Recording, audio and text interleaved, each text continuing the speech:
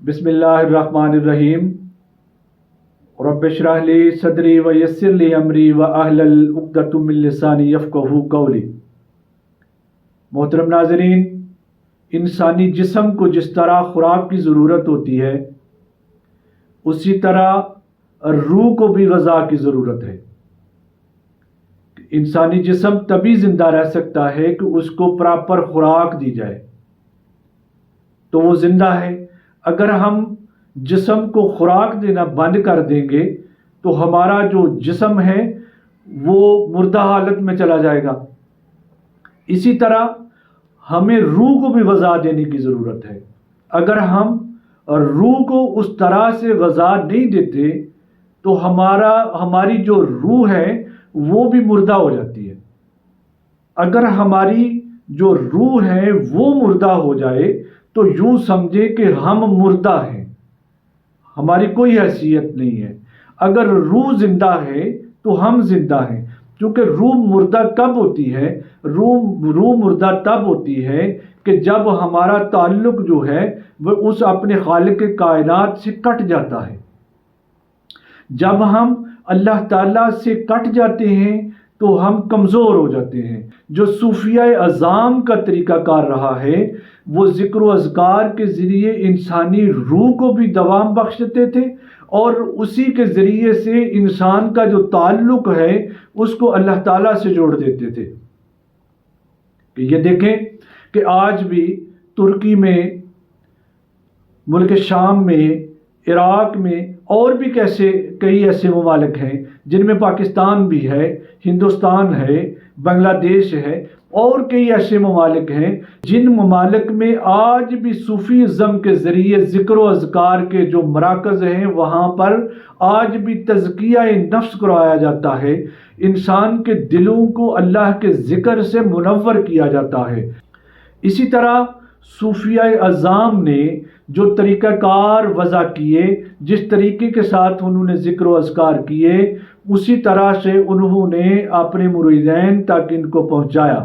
ان میں سے اب آپ ایسا سمجھ لیں کہ ایک ٹیچر ہے، وہ کلاس میں 50 بچوں کو پڑھا رہا ہے اور وہ سبق بھی ایک ہی ہے، طریقہ کار پڑھانے کا بھی ایک ہی ہے، مگر کیا ہوتا ہے کہ ان میں سے کچھ بچے جو ہیں وہ استاد محترم کی بات کو سمجھ لیتے ہیں اور اسی کے مطابق وہ عمل کرتے ہیں اور وہ کامیاب ہو جاتے ہیں۔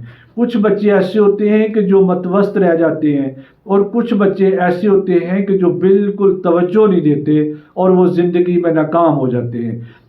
شیخ ہمیشہ مریدین کو ایک ہی پیغام دیتا ہے، تمام مریدین کے لیے اس کا رویہ بھی ایک ہوتا ہے، ان کو جو ذکر و اذکار ورد وظیفے عطا کرنے کا طریقہ کار بھی بالکل ایک ہی ہوتا ہے، مگر ان میں سے کچھ ایسے خاص ہوتے ہیں کہ جو ان کو اڈاپٹ کر لیتے ہیں، جو اس طریقہ کار کے مطابق جو شیخ نے متعین کیے ہیں اس کے مطابق وہ ذکر کرتے ہیں، فکر کرتے ہیں، اسی کے مطابق وہ اپنی زندگی کو ڈھال لیتے ہیں اور وہ زندگی میں کامیابی پا لیتے ہیں۔ انسان کی زندگی کی جو کامیابی ہے وہ یاد رکھیں کہ مال و دولت میں نہیں ہے، عیش و عشرت میں نہیں ہے، اگر کامیابی ہے تو وہ یہ ہے کہ ہمارا جو تعلق ہے وہ اللہ تعالیٰ کی بارگاہ سے جڑ جائے، ہمارا تعلق اللہ تعالیٰ کی ذات سے جڑ جائے، تو یہ کامیابی ہے۔ صوفیہ نے جو تعلیم و تربیت کا سلسلہ جاری رکھا اس کا اصل جو کاز، جو مقصد تھا وہ یہ تھا کہ بٹکی ہوئی انسانیت کو اللہ تعالیٰ سے جوڑ دینا۔ تو اسی طرح ناظرین، اس سے قبل میں نے لا الہ الا اللہ کا جو وظیفہ تھا وہ آپ کے گوش گزار کیا، امید ہے کہ آپ نے پسند کیا ہوگا۔ تو آج میں اس کا ایک نیا انداز جو ہے وہ آپ کی خدمت میں لے کے حاضر ہوا ہوں۔ میرے شیخ نے مجھے 4 انداز سے اس کو جو ہے وہ بتایا تھا، وہ سکھایا تھا۔ ایک انداز میں نے آپ کو بتا دیا ہے، دوسرا انداز آج آپ کے سامنے لے کے حاضر ہوا ہوں، وہ ہے الا اللہ کا۔ ناظرین، یہ اتنا جو ہے وہ کامل وظیفہ ہے، یہ اتنا کامل انداز ہے، یہ اتنا کامل طریقہ کار ہے کہ جس نے بھی اس کو پڑھا اللہ تعالیٰ نے اس کو اپنی محبت بھی عطا کی، اللہ تعالیٰ نے اس کو اپنا قرب بھی عطا کیا۔ ناظرین، پہلے میں نے عرض کیا ہے کہ اللہ تعالیٰ کو وہ انداز، وہ طریقہ کار پسند ہیں کہ جس انداز سے اللہ تعالیٰ کے خاص بندوں نے ان کو ادا کیا۔ تو میرے شیخ نے جس طرح سے اس ورد کو مجھے بتایا، اس کا انداز یہ تھا کہ ہم نے دائیں سے بائیں اور بائیں سے دائیں طرف آنا ہے، کہ آپ نے اس کو جو ہے نا وہ اس کو بالجہر پڑھنا ہے، یعنی آواز کے ساتھ اس کو پڑھنا ہے۔ تو کس طرح سے پڑھنا ہے کہ الا اللہ الا اللہ الا اللہ الا اللہ، تو اس انداز سے آپ نے پڑھنا ہے۔ اس کو جتنا بھی آپ پڑھیں گے تو اللہ کے فضل و کرم سے آپ کو برکتیں حاصل ہوں گی۔ ناظرین، جس طرح کا بھی ذکر ہو، جس طرح کا بھی کوئی وظیفہ ہو، پڑھنے کا مقصد تو یہی ہے نا کہ ہم نے خدا کو راضی کرنا ہے، اپنے اللہ کو راضی کرنا ہے۔ تو اپنے اللہ کو راضی کرنے کے لیے مختلف انداز اپنائیں، وہ انداز اپنائیں کہ جو اللہ تعالیٰ کے خاص بندوں نے انداز اپنائے۔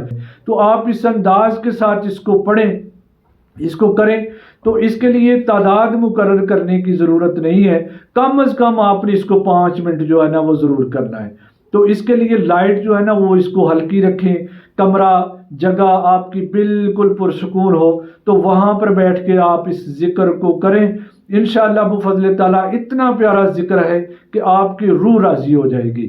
اس کو کریں، پڑھیں، اللہ تعالیٰ انشاءاللہ آپ کی منزلیں آسان کرے گا اور آپ کی روح کو جو ہے نا وہ تسکین عطا ہوگی۔ السلام علیکم۔